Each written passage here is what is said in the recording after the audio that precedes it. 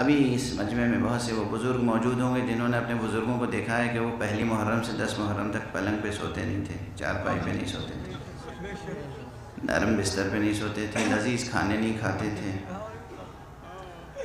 اور چاہے وہ کتنے ہی صاحب ثروت ہوں۔ راجہ صاحب محمود آباد وہ فرش پہ زمین پہ سوتے تھے۔ غذا میں سادگی، لباس میں سادگی، اور میں نے اپنی آنکھوں سے دیکھا ہے اپنی بزرگ خواتین کو، اپنی والدہ کو، اپنی ماں کو میں نے دیکھا کہ وہ اہتمام سے 29 ذی الحجہ کو چاند دیکھتی تھیں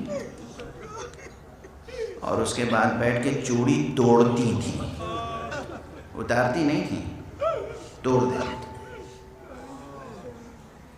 عورتوں کے لیے سہاگ سے بڑی کوئی چیز نہیں ہوتی، مگر وہ چوڑیاں توڑ دیا کرتی تھی، اور پھر 9 ربیع الاول کو پھر چوڑیاں پہنتی تھی۔ یہ 2 مہینے 8 دن غم کے ہوتے تھے۔ 2 مہینے 8 دن تو ہیں لیکن کم سے کم یہ 10 دن، پہلی محرم سے 10 محرم تک سب لوگ اپنا اپنا جائزہ لیں کہ کیا ہم واقعاً سوگواری کا وہ ماحول اپنے گھر میں پیدا کرتے ہیں یا کچھ ہماری قدروں میں شکست و ریخت ہو گئی ہے، تبدیل ہو گئے ہیں حالات۔ لذیذ سے لذیذ تر غذائیں ہم نوش جان کرتے ہیں،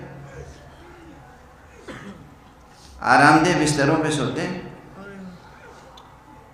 اور رسماً مجلسیں ہو رہی ہیں، رسماً جلوس ہو رہے ہیں۔ واجب ہے، فرض ہے ہم پر آقا حسین کے غم کو زندہ رکھنا، غم کو زندہ رکھنا، نہ کہ رسموں کو۔ غم امام زندہ رہنا چاہیے۔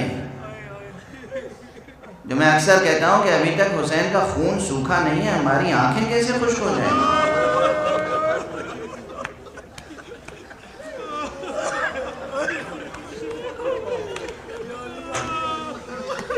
آقا حسین کی قدردانی نہیں کی آپ نے جیسی کرنی چاہیے تھی۔ آقا حسین کا غم صرف چند رسموں تک محدود نہیں ہے، اس تحریک اعضاء میں، اس ادارے اعضاء میں روح انقلاب پوشیدہ ہے۔ ہم دنیا کو زیر و زبر کر سکتے ہیں۔ یہ غم اس لیے زندہ رکھنا ہے تاکہ ہمارے اندر اتنی قوت رہے کہ ہم ہر باطل کو رد کر سکیں اور اپنے پورے اختیار کے ساتھ حق کو اختیار کر سکیں۔ یہ انقلابی روح اس غم میں ہے۔ ہم صرف رسم پرست ہو کر رہے ہیں، چند رسوم کی ادائیگی کو ہم عزاداری سمجھتے ہیں۔ عبرت کا مقام ہے، عبرت کا مقام۔ میں نقل نہیں کر سکتا بعض جملے بعد میں جو میں شاید ذمہ دار حضرات سے کہوں، اور ابھی میں لاہور میں اور ملتان میں اور راول پنڈی وغیرہ میں کہہ کے آیا ہوں۔ یہ 10 دن کی حرمتیں بطور خاص، اس وقت تک آپ، قرآن مجید میں ایک جگہ کہا گیا ہے اور حدیث میں یہ بات اور صراحت سے حضور نے فرمائی ہے کہ تم لوگ اس وقت تک سچے مسلمان نہیں شمار ہوگے جب تک میری ذات تمہارے لیے تمہارے ماں باپ سے زیادہ محبوب تر نہ ہو۔ حضور کی حدیث صحیح ہے، قرآن مجید میں آیت موجود ہے جو اس مضمون کی تائید کرتی ہے۔